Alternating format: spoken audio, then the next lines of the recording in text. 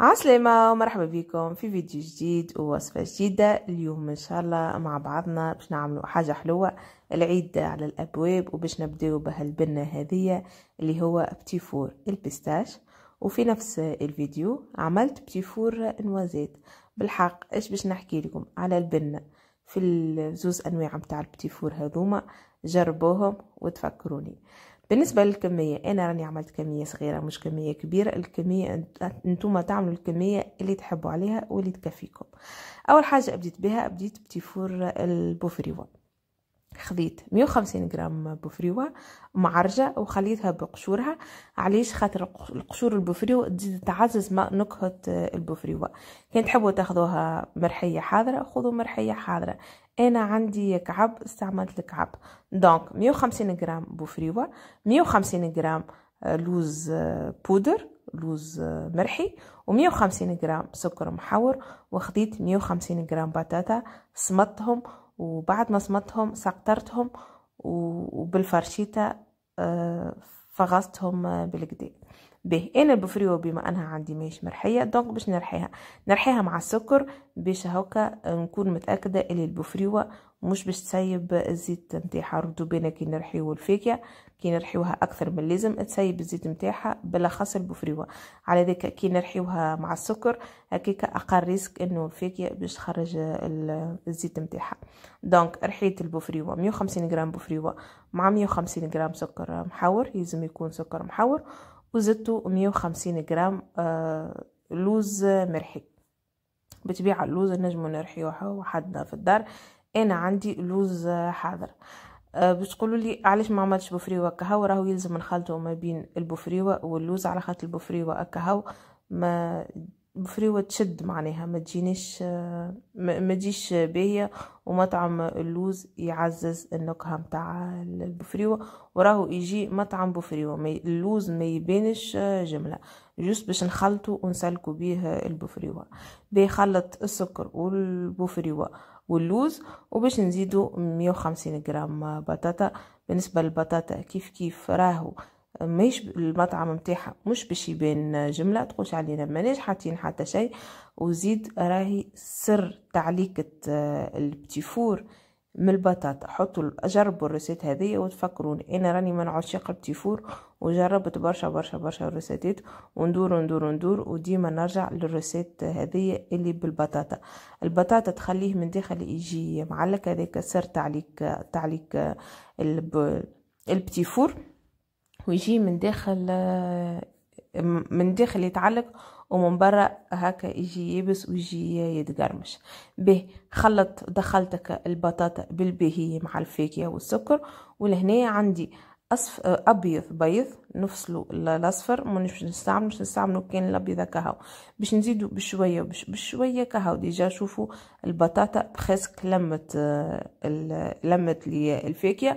دونك زدت كميه صغيره متاع عظم نزيدوا بشويه ونخلطوا باش حتى لين تحصلوا على القوام اللي باش نوريه لكم من بعد. نأكد عليكم ما نحطوش العظم الكل من الاول. انا هذيك هي شويه اكها وحطيت من الاول كان كافي باش الخليط تلم وجاني على القوام هذايا. يلزم نتحصلوا على القوام هذايا باش من بعد كي نحطوا البريباراسيون هذايا في البوشادوي تهبط معنا بسهوله. شوفوا ناخذ شويه كي نكعبرها تتكعبر ما بين ايديا بالباهي ما تتحلش معناها لكن تكعبرت ما بين ايديا يكون القوام نتاعها باهي. شفتوا هكاك القوام اللي يلزم يكون عليه الخليط. شوفوا لا يكون تري ولا يكون يابس. خذيت بوشادوي وخذيت الدوي هذه اللي تكون مشرفه كيف ما قاعدين تشوفوا وحطيت الخليط الكل. توا باش نوريكم اسهل طريقه تخدموا بها بالبوشادوي. هكا ما تنزلوش على الخليط الكل بيدكم، لا تجيو في وسط الخليط وتقسموا يد تحطوها في وسط الخليط واليد الاخرى تسكروا بها البوش من فوق. هذه الطريقه صحيحه باش تخدموا اي حاجه تخدموها بوشادوي. هكا تكون طريقه سهله ومضمونه 100%. يد في الوسط ويد الاخرى نسكروا بها من الفوق. به نحط الدوي فوق الطبق، حطيت بابي كويسون، نحط الدوي فوق الطبق ونزله صغيره كي تعملوا القوام هذاك اللي وريته لكم اللي يلزم يكون راهو ما يجيش يابس، نزله صغيره يهبط الخليط.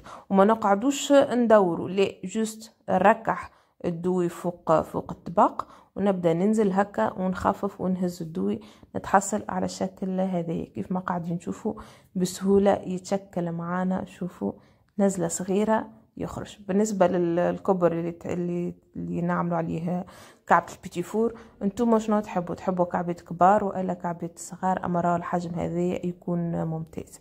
كملت انا خدمت البيتي فور الكل بنفس الطريقه. المرحله هذه تنجموا تستغنيوا عليها. انا بما انه مطعم البوفريوه خديت انصاف نتاع بوفريوه وهكا، وكل كعبه رشقت فيهم نص كعبة بوفريوة كما قلت لكم، نجموا نستغنيوا عليهم وما نسحقوش باش نبعدوا برشا اسباس ما بين الكعبة والكعبة، على خاطر لا فيه الخميرة ولا حتى شيء. الكعبة كيف ما مش باش يتحل معناه، كيف ما نحطوه كيف ما نخرجوه من الفور. هنا كملت زينت، حطيت الفور يسخن على 160 170 درجة مش اكثر، نحطوه من فوق من اللوطة، نحطوا البلاتو كل الفور يسخن. مدة التطيب ما بين 10 و 12 دقيقة هكيكا. اول ما نشوفوا البتي فور بدا يحمر نخرجوه. ديجا البطاطا طايبه، فيه شويه كالعظم هذيك، اول ما ياخذ لون نخرجوه. كما قلت لكم ما تحطولوش درجه حراره عاليه، ما يسحقش، راه ما بين 160 170 درجه مش اكثر. لهني هاكا كملت زينت الكعبات الكل. كما قلت لكم حطيته على 170، انا حطيت 160 درجه ما نفوتوش 170، حطيته مده 12 دقيقة. هذا بالنسبة للبتي فور البوفريوة اللي عملته معاكم. تو باش نتعدى البتي فور متاع الفستق، نفس المكونات ونفس المراحل. خديت 150 جرام فستق. الفستق ما نعرجوهوش، راهو الفستق ما يتعرج، لكن يتعرج الفستق يفقد النكهة متاعو ويفقد اللون متاعو. دونك خديت نفس الكمية متاع الفستق، نفسها فلفل قلت فلفل نفسها لوز مرحي ونفسها سكر ونفسها بطاطا. كيف ما عملت قبيلة، رحيت الفستق مع سكر محور باش هكاك نكون متأكدة باش ما سايبش الزيت متاعو. بطبيعة نجمو ناخذوه مرحي حاضر. هنيا هاكا كيف ما قاعدين تشوفوا رحيت الفستق وتحصلت على فستق مرحي. زدتو اللوز، زدتو 150 جرام لوز، خلط بالباهي حتى لين تحصلت على خليط متجانس. ومن بعد زدتو البطاطا وبسباتيول حليت البطاطا وحاولت نوصل البطاطا للفاكهة الكل، على خاطر كما شفتوا العظم باش نكملوا بيه كمالة. راهو البطاطا زادة كما قلنا تعطيك سر التعليكة، والبطاطا زادة تعاون انه تلم لنا الفاكهة. لهني هو بسباتيول بشويه بشويه وما نعجنوش، راهو نلمو لمين نردو بينا نعجنو الفاكهه المرحيه. كي نعجنوها تسيب الزيت نتاعها. لهني هاكا بمغرفه ولا بسباتيول ندخل البطاطا بالباهي. لهني هاكا دخلت البطاطا بالكدا في الفستق والفستق واللوز والسكر. ولهنا باش نكمل اللم كميله كيف ما عملنا قبيله، نزيدو نأكد عليكم بالكميه الصغيره بشويه بشويه حتى لي نتحصل على خليط متجانس. ونفس القوام اللي عملنا بيه قبيله البوفريوه نعملوا به الفستق. هو هذا القوام اللي نتحصل عليه. ناخذ طرف فاكهه ندوروها ما بين يدينا، لكن الفاكهه ما لصقتش. هاكا راهو القوام نتاعها باهي. كيف ما قبيله نفس الدوي حطيت بدلت البوش وحطيت البريباراسيون هذيك اللي حضرتها معاكم. وكيف ما قبيله ندور ولا حتى شيء، نحط الدوي فوق البلاتو وننزل ونبدا هكا نهز يديا، نخلي معناها اسباس باش هكا كعبة البتي فور تطلع. كيما قبيله ما نسحقوش باش نخليو اسباس ما بين الكعبه والكعبه. والحجم الكعبه احنا اللي نتحكموا فيه.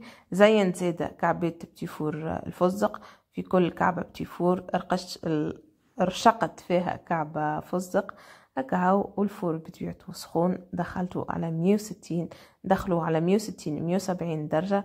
نفس مدة التطيب ما بين 10 و 12 دقيقة. أول ما نشوف كعبة البتي فور بداو يحمر نخرجوهم من الفور. كمل طيبت طبق الفستق، وهكا كانت النتيجة. بالحق ايش نحكي لكم على البنة متاع البتيفور هذايا، جربوه وتفكروني. وكان تحبوا تعملوا معها بتيفور اللوز ما عودتوش معاكم المرة هذايا على خاطر عملته معاكم قبل. طيب كان تحبوا تنحط لكم الفيديو متاع بتيفور اللوز في صندوق الوصف. شوفوا كالبلاتو قديش مزيان وطيح لي، مش هذه الكمية الكل، راه طيح ما شاء الله الكمية. لهني حليت كعبة، حبيت نوريكم كيفاش البتيفور من داخل يجي معلق وفي نفس الوقت من برا يجي هكا يابس ويجي يتقرمش. وشوفوا الكعبة ما شاء الله كيف ما حطيناها في الفور، كيف ما خرجناها هكا تشريفة متاع الدوي قاعدة كيف ما هي، معناها لا تحل حتى شيء. هذاك الدليل اللي القوام متاع البتيفور اللي عملناه كيف ما يلزم. الكعبة كيما حطيناها وقت تشريفة هذيك، كيف ما دخلت الكعبة البتيفور كيما دخلت للفور كيف ما خرجت. وهذه الكمية اللي تحصلت عليها. هذه بتيفور الفستق البتيفور البوفريوة اللي عملته معاكم، وهذه الكمية اللي تحصلت عليها متاع الفستق، كمية باهية بالكدا مقارنة ب150 جرام فستق و150 جرام بوفريوة. بالحق ننصحكم تجربوه البتيفور هذايا، كان فستق والا كان بوفريوة الزوز يجيو بنين. وكان تحبوا تجربوا اللوز كما قلت لكم كيف يجي بنين، نحط لكم الفيديو عملته معكم قبل، نحط لكم الفيديو في صندوق الوصف. وهكا نكون وصلت معكم لاخر الفيديو. ان شاء الله يكون عجبكم، ان شاء الله تكون حسة الاضافه. وتو ما قعد لي كان نقول لكم ان شاء الله نلقاكم على خير من هنا للفيديو الجاي، وبسلامه.